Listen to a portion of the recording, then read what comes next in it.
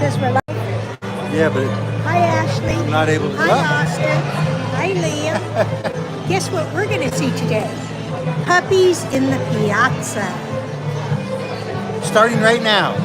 Wait, where are they? Okay, They're starting running at 5:30 our time. 6:30 your time. Are we early? I don't think so. Are they late? Yes, they are. Let's take a look around though.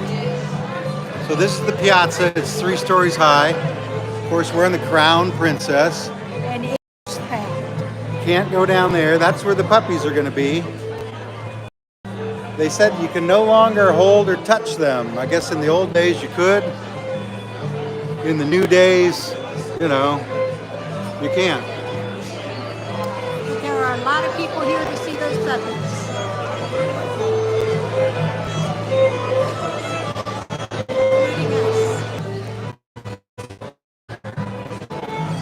Oh no, the video froze. Hey. Good afternoon, ladies and gentlemen. Welcome to Piazza and our very special That's Jason, the cruise director. Puppies in the Piazza. This is the event you've all been waiting for. We are all so excited. You're back there. You're back there. Look, everybody's like, oh, the anticipation. I know it. So who knows anything about this program? Anybody seen this program before? Anybody at all? Okay, so there's one person here that's seen it. All of the rest of you are brand new to the Puppies in the Piazza program. Oh, okay, just not these new. There's a couple of folks over here, brand new. So folks, we do have these partitions up around the Piazza, and the reason for that is for the health, safety, and welfare of our wonderful, beautiful, 2 gorgeous little puppies that our handler and owner is going to be talking about today. Anybody have any dogs? He did say 2, right? Any dog lovers? Everybody here is a dog lover, right? We're going to find out all about these amazing puppies. We're going to find out about how they become cat lovers dogs and what their training is like. And we're also going to open up questions to all of you, and we're going to show them to you as well. Now, please remember. I thought they were going to have a whole litter. We have very, very strict rules about how we can present the puppies to you. We are no longer allowed to touch them. However, we are going to show them to you, and you are going to be able to ask as many questions as Hi there. you like. Everybody okay with that? Of course, we want to keep them all safe and sound. We want to keep them all free from harm. And so for that reason, we're going to keep them all snugly wobbly. They're sleeping back there right now. Let's see if we can get them to play. Now, folks. Yeah, that's true. More puppies than last time. Let's say a master of sledding, sled dogs, raising sled dogs, and the Iditarod. Do you know why I say that? Don't get to hold them, too bad. Can't hold, can't touch, and there's only going to be 2. But this is an Iditarod racer. He's getting ready to come out. He's by the piano. Welcome to the stage, your 2023 Iditarod winner, Ryan Reddington!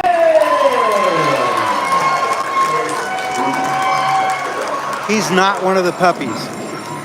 I don't think.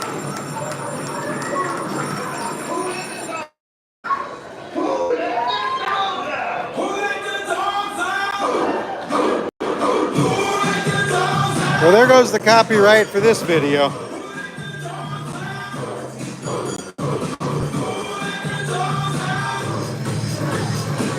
Welcome, Ryan. How you doing today? How you feeling, man? Doing good. Happy to be here. Ladies and gentlemen, a huge round of applause for Ryan Reddington, 2023 Iditarod winner. Ryan, tell us all about you. Sorry about the angle. We got here a little late.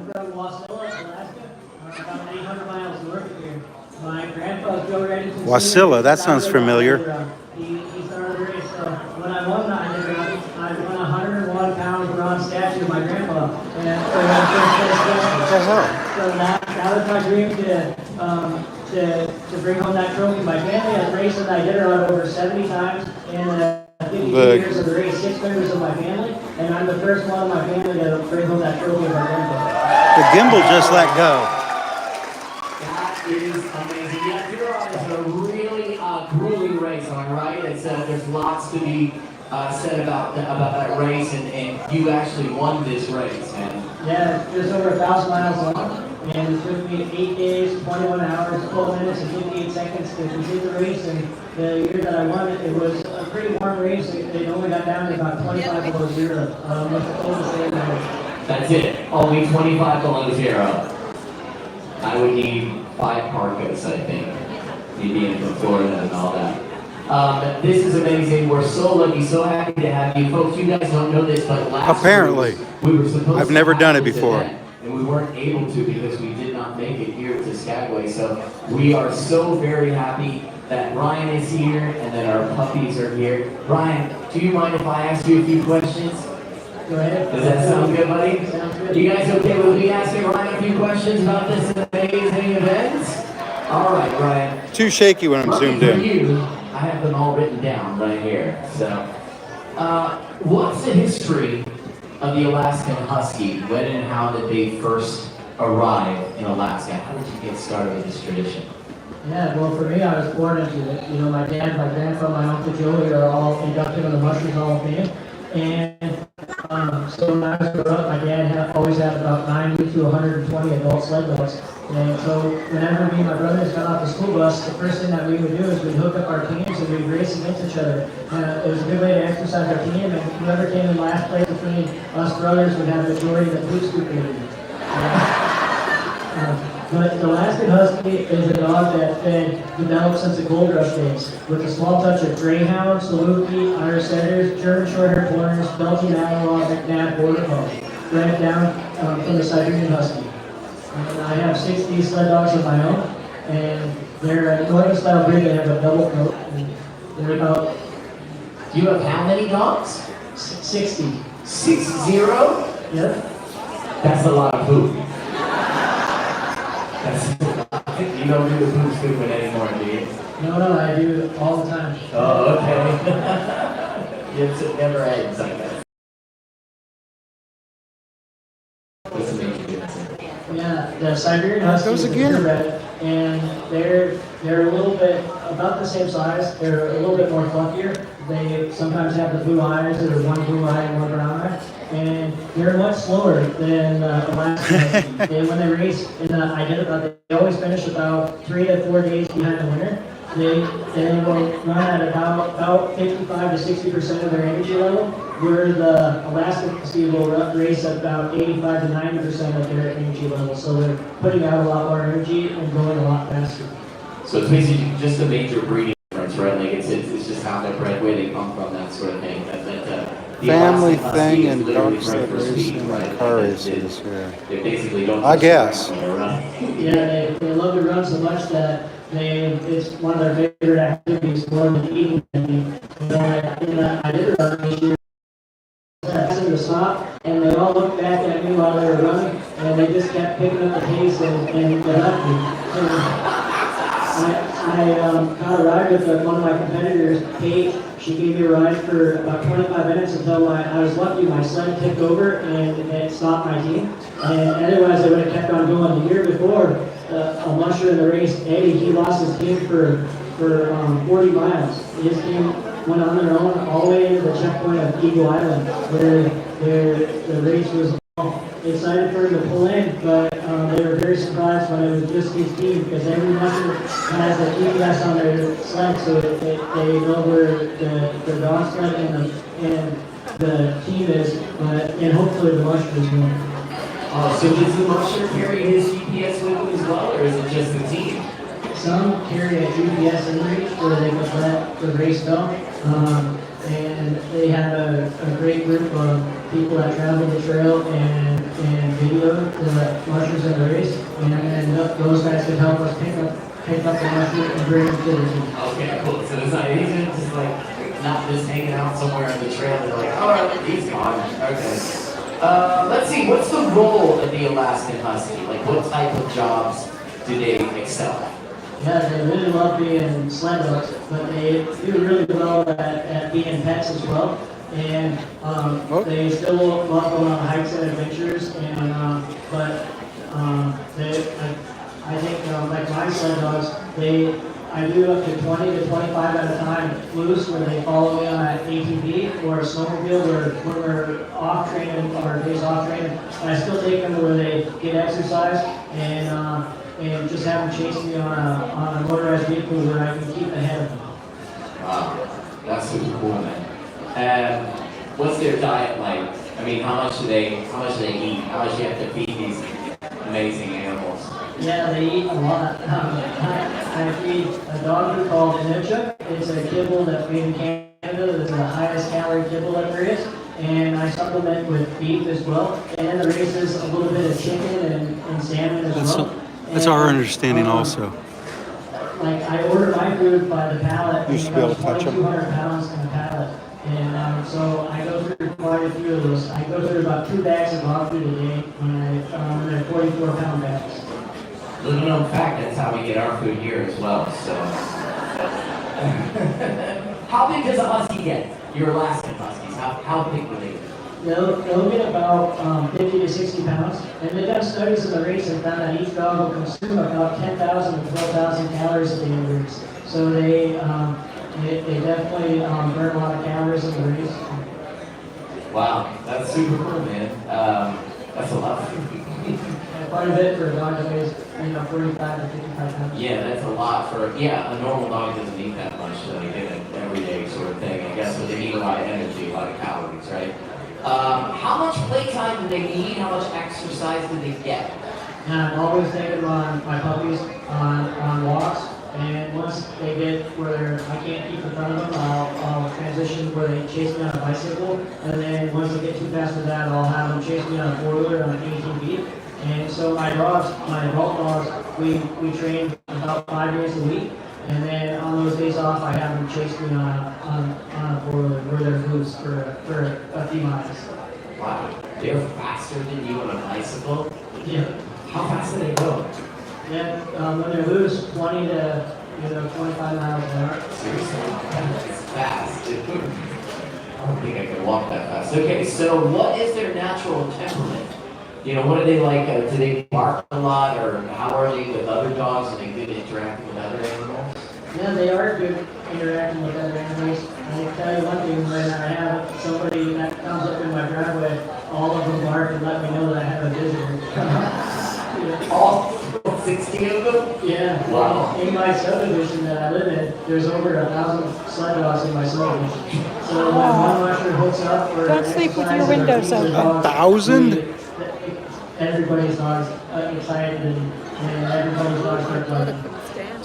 Do you sleep? Because I imagine if one starts going, then the whole neighborhood starts, right? That's just me and my thoughts, but is that how it works? Yeah, and all mine are in kennels right outside in my front yard, so I can watch everyone in my living room window when I'm not outside and interacting with them. You just turn it off, then eventually you get to a point where you can sleep while all the barking and everything is going? No, as soon as one barks, I go up, check it out, and make sure that they're okay and everything. Wow, that's beautiful. I have life and other things that I gotta make sure that they're okay.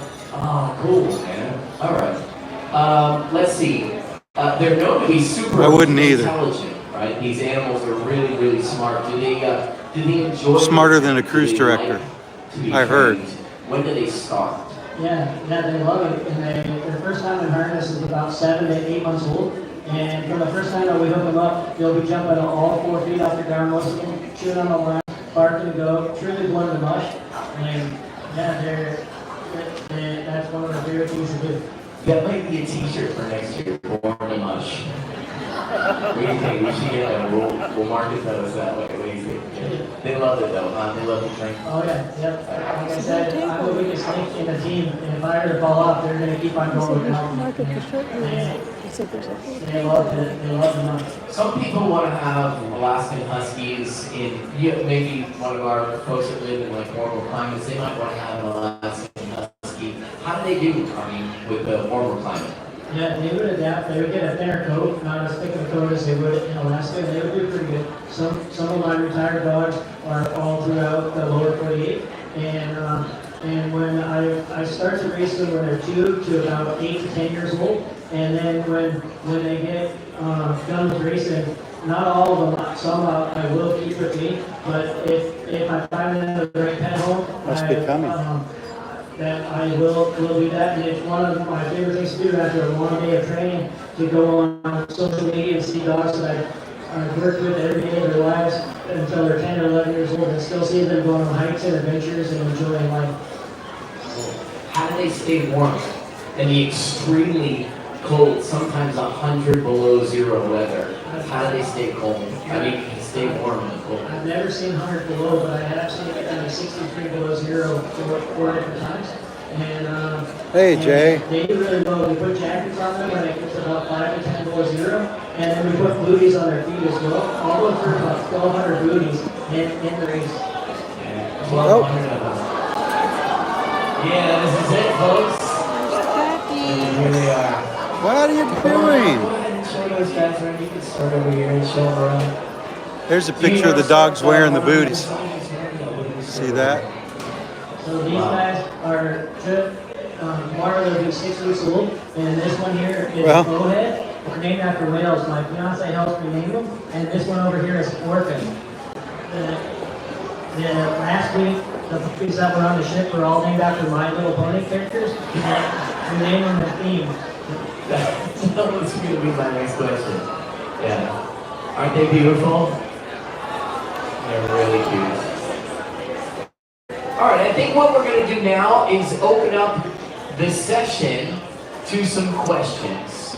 So I'm wondering, does anybody have any questions out there? Anyone at all have any questions? One of actually a couple of folks are running around with microphones. So we've got some people down here. Come on down. We have someone up there as well. Terry, anybody up there that you've got up there on deck number 6 that you've got with questions? No, how about down here? Do you have a question? Can we just yell out one? No, I do buy some once in a while to get new bloodlines, and I'm always looking for a superstar team. I probably like the LA Lakers or the Golden State Warriors, and but I Terry! Mostly breed and raise my own dogs. Oh, wow. Every summer I'll have about two litters, so 2 to 3 litters. They keep moving around. 2 to 3 litters. Wow. Any other questions? There's one here. Oh, okay, yeah. What you got? Well, this sounds like a full-time job for you, and I'm wondering how you're able to train your dog. Do you get support? Do you have sponsors? How does all that?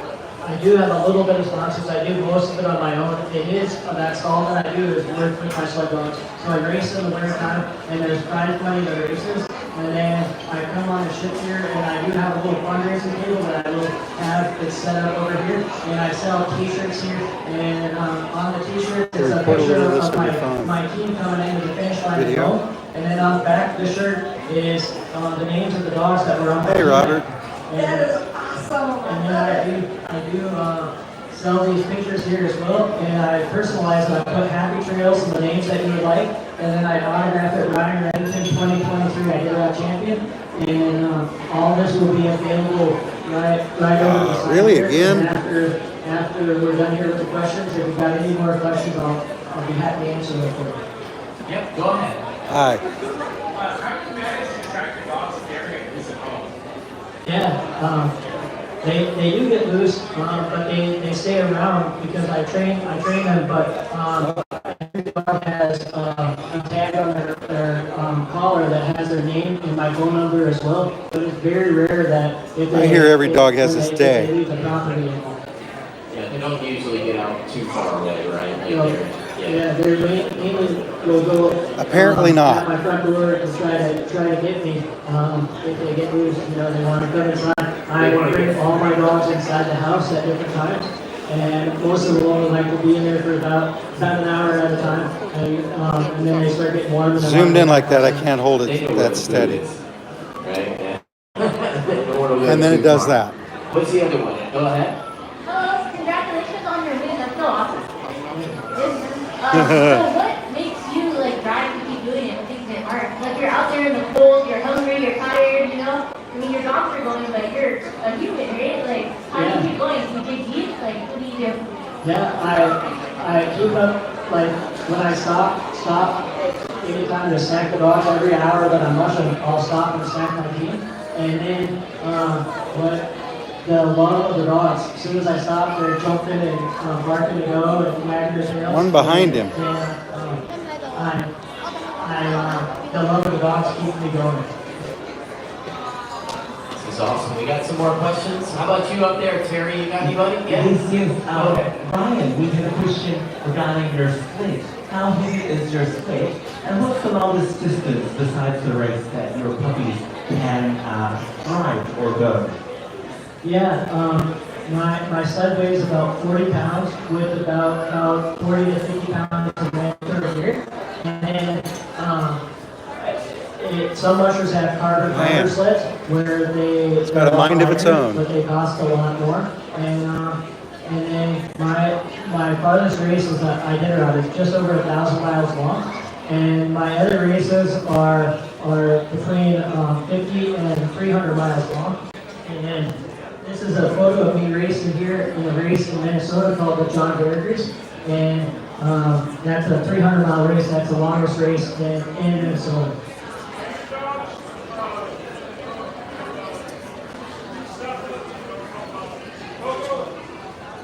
Good question. Do any of my dogs go back to Sephalus dogs, Balto and Proto? Not very close. Mine are more of the traditional Alaskan Husky, but there are some mushroom dogs that go back to Togo and Balto. We got some more? Yeah, go ahead. Hey, Mike, congratulations again. What's the life expectancy being race athlete? Does it prolong it or shorten it? No, they'll live until they're about 16 to 17 years old on average, and they're very well looked after. Before that, Iditarod, every dog goes through at the EKG, make sure their heart and their blood work is good to go, and then at every checkpoint and before the race, every dog goes through a full examination by a veterinarian to notice detail. But the muscles are taken care of the best we can because they're looking at us down the trail, and they're my family. So even though that they're getting checked by a veterinarian at every checkpoint in the race, I'm going to go through and check my dogs as well because nobody knows them better than me, and I can tell if something is slightly off, and I can address that before the next run. You're welcome. It's our pleasure. How long before, like, the size that they are right now, until they actually will start 2 years. possibly getting into racing? Yeah, they'll start running their first race at about 2 years old. How'd I know? So they got a while to go yet. Because he already said it. About 2 years old? So that's their first race. And how long will they run? Like, for Between 2 and Till they're about 10. 8 to 10 years old, and races like that Iditarod. And my friend Randy Smith, he came in second place in that Iditarod, and he beat me that year. His lead dog Babe was 11 years old. You're welcome. And she I hope you finished can the see him well. Oh, wow. Do we have any more Just questions? Little six, to your left. Yeah? Hello. Oh, hi. My questions are, how do you choose which dogs you run with? And is it the same pack or team the entire race, or do you switch throughout the race? Yeah, we can take dogs out of the team, but we can't add or replace them. So it is the same dogs throughout the race unless in case one starts to slow down, you're only as fast as your slowest dog. And then in that case, we'll leave them at the checkpoints with the great group of volunteers with the veterinarians that take excellent care of them, and they'll fly them back to Anchorage usually about that same day if the weather's good. Seems like you've seen this. No, never. And how do I choose my team? But he had already said those Me and my things, fiance is answered those race, and questions she takes the in his lead, speech. And depending on how we both think they do in the races and training and weather conditions and trail conditions, we will determine what ones that we think will be the fastest dogs for the race. It's not always the fastest dog that makes the team. I have a dog named Mario that he's by far my fastest dog, but he hasn't made the main race team for the Iditarod yet because he puts out a little bit too much energy and he gets a little bit tired. But this year he'll be 3 years old, and I'm hoping that he relaxes a little bit more. I'm gonna ask a question. You wanna hold this? Like, towards the end of the race or towards the middle of the race, we'll start to honk and Yeah, just starting to get a little tired and not pulling as much. Gary? It's like me when I walk 10 feet. So, He's right behind you. you're engaged? Yeah. Ladies, off the market. And she races. Yeah. So not every Alaska Against each other? sailing has puppies in the Piazza. Sometimes she beats me with a beating. Correct. Not all of them have it. This is the first time we've seen it on Princess, and we've been to Alaska about 8 times. They were supposed to be on our last cruise, which was, of course, there goes your kid. We ended up in Haines because we couldn't get in because of the tide. But today it worked out, and we're in A Skagway. lot of people would like to take them in as pets, even though they're not up to the quality of a race team. And but I do have a dog named Stuart who'll be 7 years old this year, and he's never made my race team. He's always been really close, but I think this year he'll make the main team. So I hang on to him for a long time. The life expectancy, a full life expectancy of Oh, you're welcome. Thanks for watching. Around 16, 17, and 18 years old. Wow. 16, 17, that's a commitment. I mean, that's a major commitment, especially when Whistle. you're 60. Say hey. Say hey, hey. All right, up ahead, level 7 to your right. Whoa. Hey, There they are. we made it up here. Hi. Hey, first of all, thanks for bringing these on board for us. What's the ideal number on the team? Now, for the Iditarod, we're starting the race with 16 dogs, and I think between 12 and 16 is about the ideal number of dogs, but it depends on the race. Some races are only up to 12 dogs in the races that I participate in. What's the least number? Yeah, the minimum amount to finish the Iditarod is 5 dogs. Thank you. These two are from the same litter. Are they male, female? I hope he didn't ask that question already, or answer that question already. Yep, there's 4 boys in the litter and 3 girls. 4 boys and 3 girls. Do Good you, question I mean, it from seems like a Joyce. silly question. but Yes, I mean, it was a good what's the question. male-to-female ratio? Does it This matter is at starting all? to Is go there a all over. difference? Yeah, when I won the 2023 Iditarod, I had 8 males and 6 females, so pretty close to half and half. And it's what it seems like the winning teams and Iditarod are real close to half and half. Down is Other questions? down, you know what I mean? This is quite a difference between 5 and 16. Our team has just 5 dogs pulling a sled with a guidance Oh, there she pass. is. She's right here. Yeah, it is. Especially if he's fat. Or she. A woman won this year. I have 60. No, good question. Yeah, this year I had 24 dogs trained up. What kind of camera are you using? And I could only take This is an 16, so I iPhone. had 8 other dogs 13 Pro? that were trained up. Max. And I talked to my friends that needed to fill in a dog in their team. And then I reached out. Oh, hi, my Robert. dogs where I felt bad where they were trained up all year to go on that adventure. Between the iPhone and the GoPro. That's cool, man. That's some serious sportsmanship, right? Yeah. Nice. Really cool. Go ahead. Yeah. Another question here? Yes, are you familiar with the Wada family? That way back when they first started. WADA, Wada, was a Japanese. No? To my left. Hello. Go ahead.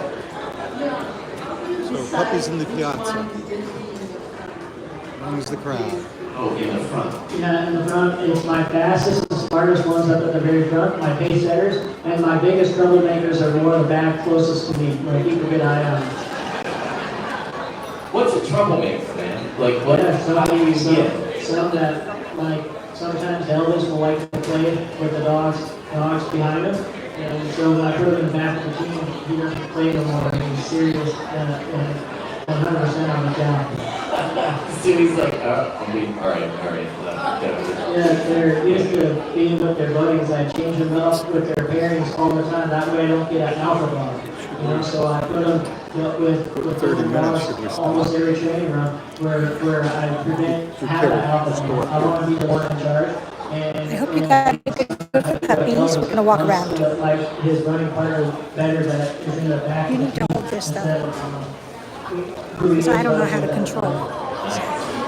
Yeah, so it's not really a personality thing to be the lead dog, right? It's just one of the fastest of those. When you say smart, it's like what kind of decisions are they making? Yeah, it's T for right, off for left, on by to go by intersections, or T. Well, that was 30 minutes so far, and I don't want You to. guys were getting bored. Well, or had other things to do. Okay, frankly, we have other things to do. So, getting ready for dinner and whatnot. But, let's walk outside real quick. We're in the Skagway, by the way. Skagway, Alaska. Hey, it didn't switch. Very cool. Hi. Send your videos out to my guests. Yeah. What, wait. When a ship comes into LA, the need, hey, yeah. Hey, we could get Jay Moulton maybe, although he lives on the other side of the country. So, if you've never been to Skagway, Look at that there with the peak. Mountain peaks up in the trees. it's kind of in a fjord, right? I'm under the lifeboats now. That was the landslide that caused a lot of problem. That's why there's not a ship docked there. They either docked way back there or where we are. And on the other side of us is the Ovation of the Seas, a bigger ship than this, much bigger ship than this. So that's the Celebrity Summit. I believe it's a little smaller than this. We're gonna walk up to the front and then we'll say bye. It's only in the high 30s today. Yeah, and we're in t-shirts, so. Why didn't we walk through the building to get to the other side? We're not going to the other side necessarily. That's why. Janet has a sweatshirt. She's smart. Oh, Puddle. All right, so you can go all the way around this ship, the Crown Princess. From deck 7 if you go to deck 8. We like a smaller ship sometimes. But in order to do it, you have to, go up from deck 7 to deck 8. And that's the crew gym in there. And somebody's smoking. There are no smoking areas where we are. So, don't. Skagway. Skagway. So it's a historic gold rush town. The Yukon is up that valley. You take the train ride up there. See the train tracks? The train comes right down here to pick you up. And it also comes right down there to pick them up. Does the Crown have the covered pool area? I don't think there's a covered pool because you would have thought they'd covered it by now, and they didn't. And then the train comes there, and the other ship left. No, it couldn't have. There's still people walking to it. Oh, there it is. Anyway, let's take a look at God, everything's flooded down here. There, see that? Snow-capped peaks all around. Especially way up there. Janet and I crossed a bridge down here. There's a river, and we walked out around that point to Smuggler's Cove. Video in a few weeks. But I have hours, Have you done? Yes, we did it. We have a time lapse of it. We have a video of it. It was raining when we did it. It was cold when we did it. And it was There's cloudy. the Ovation of the Seas. So I'm not going to walk all the way back there just to see that. In fact, I think we're going to go right now. But it's so pretty up here. If you go past that village there into the forest area straight ahead, there's an old Gold Rush? gold rush cemetery that's very interesting. And right past that, there's a nice I will look. waterfall. So if you come up here, take a walk. Go out there and check it out. Yeah, so as far as the train, we made a video, we made a 360 video, and a time-lapse video of the whole journey. But like I say, it was overcast and rainy and, you know, it wasn't that great. Probably gonna do it again someday. Look at those peaks up there. Now, once when we were here, Gold Rush Cemetery, yes, and Lower Reed Falls just past the cemetery. We have videos of it, and we have a video of hiking up there to Lower Dewey Lake. And when I look at that from here, I wonder, where did we hike that was a lake? But I guess it was up over that ridge. There somewhere. So that was quite a hike. I think we were younger then. In better shape. Anyway, let me just show you this. Janet. I'm the king of the world. Ha ha! Okay. If it's raining, would you pass? If it's raining, I would pass, but it rains and then doesn't rain and rain, you know what I mean? So you might get a good day. This morning it was raining. Snowing. And this afternoon, it's bright and sunny. Little late in the railroad tracks.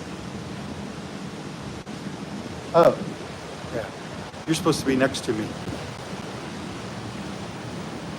So we can say bye I'm Janet. from Skagway. You're welcome. And I'm Gareth. And we'll see you in the next port. We are dark silhouettes, aren't we? Bye. Bye, Jules. Bye, Jesse. Bye, Christina. Bye, Asti. We'll work on that lawn when we get back. Bye, Liam. Bye, Ashley. Bye, Austin. Bye from Skagway. Bye, Robert and